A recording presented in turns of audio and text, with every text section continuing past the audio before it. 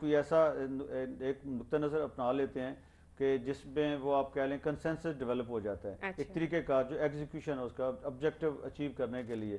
تو اس لیے یہ تو ایک پرماننٹ پروسیس ہے. لیکن پاکستان امریکہ کے جو ایشوز ہیں ان کو ہم ڈسکس کر لیتے ہیں کہ اصل میں کون سی ایسی رکاوٹیں جس کی وجہ سے وہ پچھلے 63 ایئرز میں دونوں ملکوں نے جو امریکہ ہمارا سب سے بڑا اکنامک پارٹنر بھی رہا ہے، آپ ڈیفنس پارٹنر بھی رہا ہے.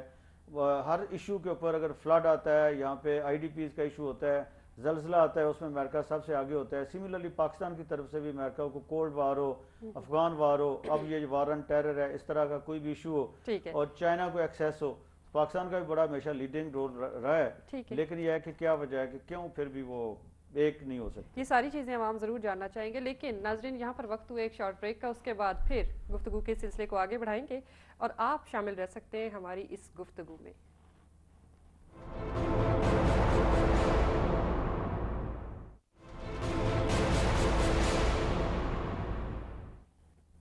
ویلکم بیک ناظرین.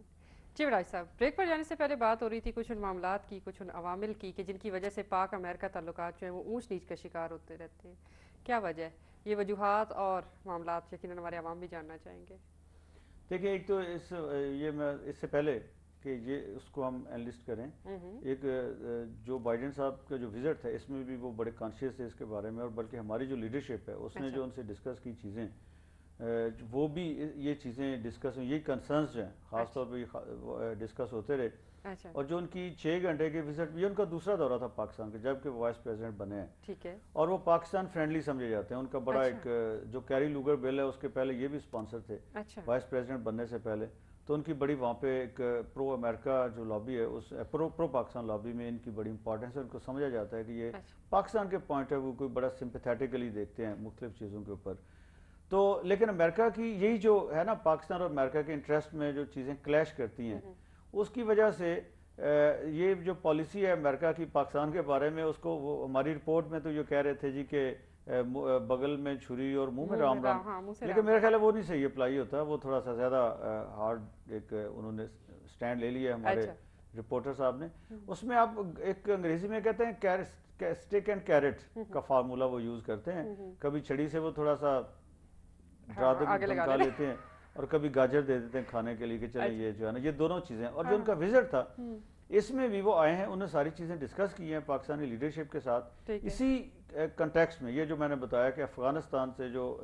وہاں پہ انٹرنیشنل فورسز ہیں ان کی جو وڈرال ہے، گریجول وڈرال، اور اس میں ٹرانزیشنل فیز اس کو نام وہ دیتے ہیں ٹرانزیشن کا، تو اس حوالے سے ڈسکس کی ہیں. اب پاکستان نے جو چیزیں ان سے ظاہر ہے ہم تو جو کوئی بھی آئے گا ہم تو معیشت لے کے بیٹھ جاتے ہیں، اور امریکہ کے ساتھ تو ظاہر ہے ہم سب سے زیادہ لے کے بیٹھنی ہوتی ہے معیشت اور سیکورٹی. دو ہمارے ایشوز ہیں جن کے بغیر ہماری امریکنز کے ساتھ میٹنگز مکمل نہیں ہو سکتی. ایک ہمارے معیشت کے ایشوز ہیں اور دوسرا ہمارے سیکورٹی کے ایشوز ہیں. اور اس میں بھی انہوں نے انہوں نے 2 گاجریں ہمیں کھانے کو دی ہیں، وعدے کیے ہیں بڑے 2 معیشت کے اوپر. ایک تو انہوں نے یہ کہا کہ میں جو پاک امریکہ ٹریڈ ہے اس کو بڑھانے میں مدد دینے کا وعدہ کرتا ہوں، وہ انہوں نے وعدہ کیا. اور دوسرا انہوں نے یہ کہا کہ جو ٹرائبل ایریا وہاں پہ ریکنسٹرکشن اپورچونٹی زونز بننے ہیں، تو انہیں اس کے لیے لیجسلیشن ہو رہی ہے آج کل کانگریس میں، انڈر پروسیس ہے. تو انہوں نے کہا اس پہ میں اپنی جو کوششیں ہیں ان کو دوگنا کر دوں گا اس لیجسلیشن کو مکمل جلدی کروانے کے لیے. اور ان دونوں کے نتیجے میں ظاہر ہے یہ ٹریڈ والی تو بہت ویلڈ بات ہے، اور ریکنسٹرکشن والی بھی اس سینس میں ویلڈ ہو جاتی ہے کہ جو وہاں پہ نقصانات ہوئے ہیں ٹرائبل ایریاز میں، وہاں پہ انٹرنیشنل جو ہمارے پارٹنرز ہیں ان کو آگے آنا چاہیے اور ان کو پاکستان کو مدد دینی چاہیے ان نقصانات کو پورا کرنے کے لیے بھی. اور جو ٹرائبل ایریاز کے لوگ ہیں وہ ان کو روزگار کے مواقع فراہم کرنے کے لیے بیسیکلی اس کی آبجیکٹو یہ ہے کہ ایسے زونز وہاں پہ ROZs ان کو کہتے ہیں کریٹ کیے جائیں کہ جہاں پہ وہاں کے لوگوں کو روزگار مل سکے اور ان کو یہ جو ملیٹنٹس ہیں یہ ایکسپلائٹ نہ کر سکیں، ان کو ہائر نہ کر سکیں، ریکروٹ نہ کر سکیں. تو اس میں انہوں نے کیا. اب باقی جو ایشوز ہیں جن کے اوپر ان کی جو پریس کانفرنس ہے نا 16 منٹ کی، اس میں جو باقی انہوں نے فوکس کیا وہ یہی بیسیکلی ایشوز ہیں جو آپ مجھ سے پوچھنا چاہ رہی ہیں. بالکل. انہوں نے اس میں ایک بڑی بریف جو بات کی وہ یہ تھی کہ انہوں نے کوشش کی، انہوں نے کہا جی امریکہ کی پاکستانی عوام میں امریکہ کی مختلف جو اقدامات ہیں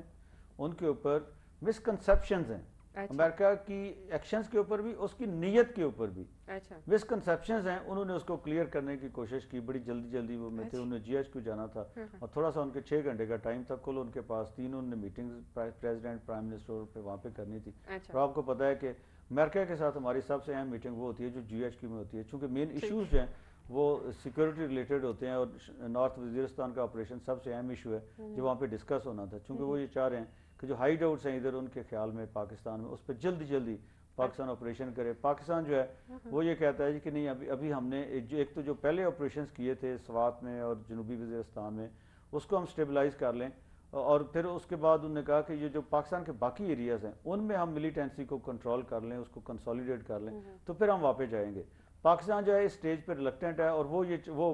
پیشنس لوز کر رہے ہیں امریکنز، وہ چاہ رہے ہیں جلدی تاکہ آپ کریں نا، جلدی کریں، ان کا صفایا کریں نا پھر، تاکہ ہم نے تو یہاں سے نکلنا ہے، اس سے پہلے یہ تو کریں نا. آپ یہ کر نہیں رہے، ہم کیسے وہاں سے نکلیں؟ ایسے نکلیں گے تو پھر وہ سارے ٹیک اوور کر لیں گے تو پھر ہمارے لیے بھی پوری دنیا میں تھریٹ ہے. ابھی بھی ہمیں دھمکیاں دیتے ہیں، دیکھیں پوری دنیا میں کہیں نہ کہیں کوئی نہ کوئی شرارت ہو جاتی ہے. تو یہ آپ اس کو ختم کریں، جلدی کریں. پاکستان جو ہے وہ اتنی جلدی میں نہیں ہے، وہ اس کے اور ساتھ بہت سے ریلیٹڈ ایشوز ہیں. پاکستان سمجھتا ہے کہ ان کو پہلے ایڈریس ہونا چاہیے، پھر جو ہے ہم یہ نارتھ وزیرستان کا آپریشن کریں گے، آرام سے کر لیں گے، کوئی مسئلہ نہیں. تو اس میں جو مین ایشو ہے ایک تو یہ آپ کہہ لیں جو اس وقت سب سے بڑا مسئلہ ہے اس کنٹیکس میں، افغان وار کے کنٹیکس میں، اس میں نارتھ وزیرستان کا آپریشن ہے، ہائیڈ آؤٹس کا ایشو ہے، وہ سمجھتے ہیں یہ جلدی ہونا چاہیے. پاکستان کے اس کے اوپر کنسرنس یہ ہیں، ایک تو وہی جو میں نے بتائے ہیں کہ پہلے والے کو ہم کنسولیڈیٹ کریں، پھر ہماری فورسز جو ہیں وہاں پہ ہم اسپیئر کر کے ان کو لگا سکتے ہیں اور وہاں پہ ہم آپریشن کر سکتے ہیں. دوسرا پاکستان کا ایشو یہ ہے، پاکستان یہ سمجھتا ہے کہ پاکستان کی داخلی سلامتی کو جو خطرات ہیں اس میں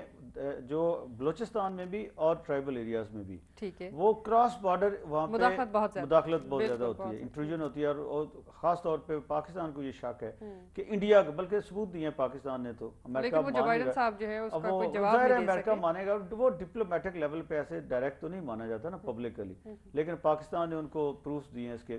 وہی پاکستان یہ سمجھتا ہے کہ جو کچھ یہاں پہ ہو رہا ہے، چونکہ دیکھیں ایک دنیا میں آج تک نہیں ہوا کہ کہیں پہ گوریلا وار ہو یا اس طرح کی ٹیررزم ہو تو وہ بغیر کسی ایکسٹرنل سپورٹ کے اتنی سسٹین کر جائے جیسی پاکستان میں کر رہی ہے. تو پاکستان کا یہ بڑا جینون کنسرن ہے کہ یہ کیسے ممکن ہے، اور ان کے پاس اتنے سوفسٹیکیٹڈ ویپنز ہوتے ہیں.